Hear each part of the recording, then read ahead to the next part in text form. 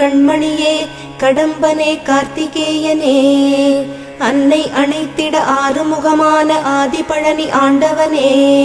தேவர்களின் துயர்த்தனை நீக்கிய குகனே குமரவேலே திருப்பள்ளி எழுந்தருள்வாய் சிரகிரி வேலவா திருமுருகா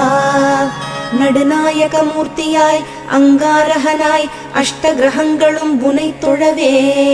நலம் தரும் நவகிரகங்களும் உனை வலம் வர தரும் வரமே செவ்வாய் தோஷம் நீங்க சென்னிமலையும் அங்காரகன் பரிகார ஸ்தலமே